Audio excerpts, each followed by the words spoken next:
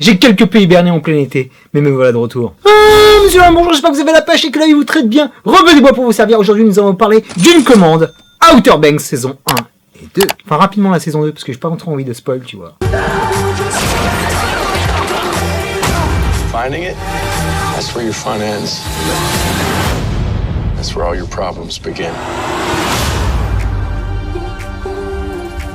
Yes, j'aime quand ma chaîne fonctionne par interaction, parce que une jeune abonnée a passé commande, elle a vu que j'avais des acquaintances avec les Teen Dharma, les séries adolescentes, Rebeu des Bois aiment la jeunesse, pas comme Frédéric Mitterrand et Daniel Cohn-Bendit en vacances en Thaïlande, si tu vois ce que je veux dire. Elle a bien nommé Vegas, m'a fortement conseillé de mater Outer Banks, elle a même été très insistante, elle a pas arrêté de me laisser des messages, et nous avons passé un pacte virtuel. Si j'appréciais le voyage, je lui faisais une petite vidéo. Et avec moi, pas besoin de Tipeee, pas besoin de Patreon mes couilles, je te fais une vidéo à l'œil, surtout quand j'ai kiffé. C'est comme ça qu'on fonctionne chez Rebeu. Parce que cette série était bigrement cool, donc Vegas, je te remercie. Déjà, le très bon point, c'est que je l'ai maté en juillet en plein été, et c'est vraiment la summer série par excellence. Et il y a tout ce que j'aime dans les séries d'ados, du divertissement, des personnages attachants, une série qui nous cloue devant l'écran, avec maintenant une plus-value nécessaire au niveau de réalisation, parce qu'il y a quelques petites scènes qui étaient vraiment cool. Mais commençons par l'histoire. Outer Banks, c'est Dawson qui rencontre les Goonies, qui rencontre Point Break, avec énormément de personnalité qui ne va pas singer les autres séries d'ados, avec un premier bon point, sa situation géographique. Outer Banks est un chapelet d'îles situé au large de la Caroline du Nord. Maison en bois, marécage, plage de sable fin, franchement mon pote. Je réserve mes vacances pour 2022. Qu'est-ce que c'est beau! Il y a de quoi s'en foutre plein la rétine et surtout exploiter ce décor par rapport à la série. Et ils y vont à fond les ballons parce qu'ils vont prendre des catastrophes naturelles comme les ouragans. Ils vont utiliser des lieux désaffectés comme des phares, des églises abandonnées, utiliser la mer pour faire des courses-poursuites, utiliser des mers déchaînées pour faire des naufrages. L'action est cool et variée, ça allie suspense et percussion parce que ça rentre dans l'art. Et il y a même quelques petites scènes caméra à l'épaule qui passent très bien. Autre chose de très bien vu par rapport à l'écriture des showrunners, c'est l'histoire avec un grand H qui va s'articuler autour de la chasse au trésor, qui va se répercuter sur notre bande d'ados. Et autre point fort que j'apprécie encore plus, qui m'a vraiment étonné parce que c'est hyper bien traité et c'est vraiment mis en avant dans la série, c'est la dichotomie entre riches et pauvres. The Outer Banks, paradise on Earth. On a deux crews, deux tribus de bandes, les Pogs qui sont les pauvres et les Cooks qui sont les riches, qui sont en conflit depuis des lustres, parce que l'embrouille a l'air de durer quand même. Et c'est là que la construction de ce petit groupe est intéressante, parce qu'on a le personnage principal, JB, orphelin, on voit de clochardisation. Il risque de se faire placer, sa vie de tous les jours, c'est pas la joie, mais l'obtention de ce trésor l'aiderait bigrement financièrement. Faut que j'arrête de dire bigrement aujourd'hui. JJ, tout aussi redneck, battu par son père. Pope, fils de pêcheur, nerd, très intelligent, très stratégique, mais aussi très obsessionnel, monsieur. Et deux personnages féminins qui se démarquent, parce qu'il y a Kiara, qui est métisse par sa peau, mais aussi par son appartenance sociale, parce qu'elle a une mère qui est Cooks et un père qui était Pog. L'ami s'est pris entre deux mondes, ainsi que le personnage de Sarah, qui est une de mes préférées, grosse surprise, qui va prendre fait et cause pour les Pogs, par amour, mais aussi par rapport à un sentiment de justice. Et c'est quelque part pour moi le personnage principal, parce qu'il vient de la classe bourgeoise, on a une véritable évolution par rapport à son point de vue de départ, qui va être en perpétuelle évolution au fur et à mesure de la série, et la mise va en prendre tellement plein la poire qu'on ne peut que la soutenir. La chasse au trésor, c'est très cool parce que ça provoque beaucoup de background par rapport à la traite négrière, par rapport à l'esclavagisme, qui marque encore les États-Unis 400 ans après, surtout par rapport à ces terres côtières. La série fait aussi quelque part état du racisme ordinaire et systémique, à l'époque par rapport à ta couleur de peau, mais maintenant par rapport à ton compte en banque. Elle pointe aussi l'appât du gain, le capitalisme roi. C'est pas appuyé à fond parce que c'est vraiment un divertissement, mais au moins c'est mentionné, et ça c'est cool. Et ce que j'aime par-dessus tout par rapport à cette série, c'est que les personnages sont bien caractérisés. Dès que t'as un personnage gentil, avec des failles, avec des fêlures, des petites cicatrices par rapport à son passé ou par rapport à son présent, t'as envie de le kiffer, t'as envie de l'épauler, tu vois. Faut que j'arrête de dire tu vois aussi, c'est moche. Et même par rapport au bad guy, un méchant de cette série est un véritable FDP, pour ne pas dire se colliber par rapport à la jeune Vegas. Et il le fait magnifiquement bien quand je pense au personnage de Topper au départ, au personnage de Rafe.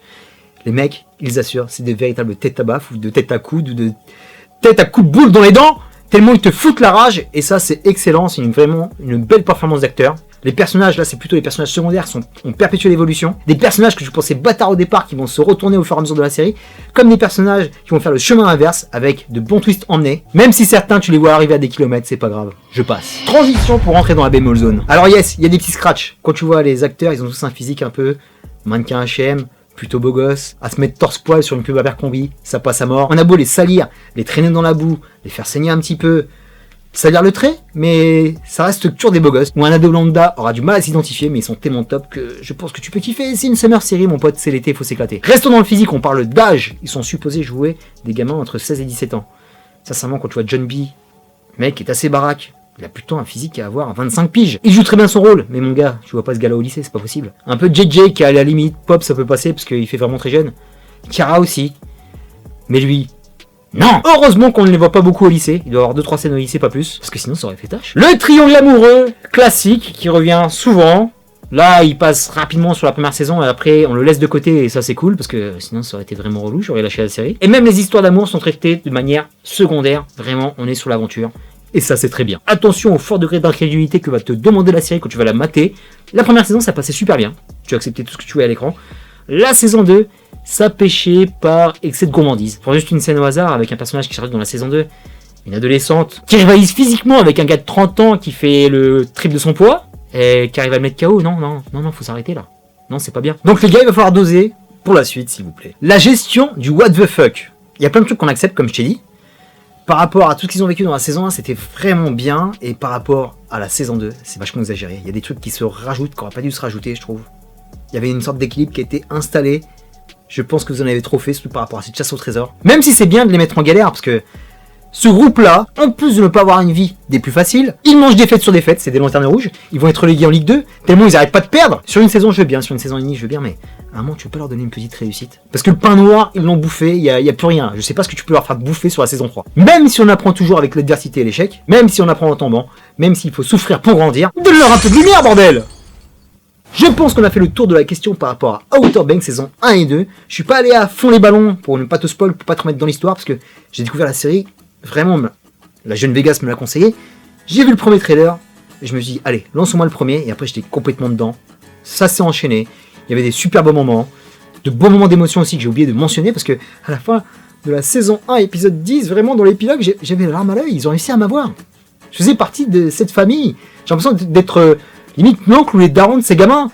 Et ça m'a vraiment touché en fait. Grosse surprise émotionnelle. Ça reste une belle série sur les galères d'adolescents, sur le sentiment d'accomplissement, sur le dépassement de soi, sur la gestion d'un échec, la parentalité aussi. Une belle série sur la camaraderie, sur la fraternité qui te rendra nostalgique par rapport à ta bande de potes quand tu étais ado. C'est cool, c'est fun. Si tu prends cette série maintenant, elle va te prolonger tes vacances d'été parce qu'on arrive en plein automne et il commence à cailler. Et j'espère voir une saison 3 mais pas plus. Je vois pas de saison 4 en fait par rapport à ça. Je pense qu'il faut arrêter. Il faut arrêter pour pas aller trop loin et pas nous faire la saison de trop pour tuer la série. Saison 3, tu conclus correctement, t'en fais pas trop comme t'en as fait un petit peu dans la saison 2, et tu es ces acteurs doués, faire leur carrière ailleurs, parce que je pense qu'il y a un vrai potentiel par rapport à Sarah, qui est l'actrice, je la trouve super bien, John B aussi, qui est pas mal, enfin tous, ils sont tous bons, je leur souhaite tout le bonheur du monde par rapport à une belle carrière cinématographique qui s'ouvre à eux. Quant à toi, donne une chance à cette série, je sais pas si tu vas kiffer, parce que les séries d'ados c'est particulier, soit tu kiffes et tu restes jusqu'au bout, soit on voit ça à la benne à ordures, donc je ne sais pas, et je suis responsable de rien, hein. Tu te lances, mais tu m'en veux pas. Terminus pour Outer Banks, je te dis à très bientôt pour les prochaines vidéos. D'ici là, porte-toi bien, merci pour tes likes, tes partages, tes commentaires. Merci à Vegas de m'avoir conseillé cette série parce que j'ai passé un fort bon moment. J'ai pu enchaîner les 2 saisons, tu vois, j'ai mis de côté pendant une semaine, j'ai vu les 10 premiers épisodes. Tout de suite la saison 2 est arrivée, donc j'ai passé 20 bons épisodes avec cette petite jeunesse de Caroline du Nord, c'est super cool. Et je réserve mon Airbnb pour l'été 2022 ou 2023 parce il faut quand même des thunes maintenant pour rentrer aux States. Je pense que au niveau des billets d'avion, ils se gavent. Peace and love!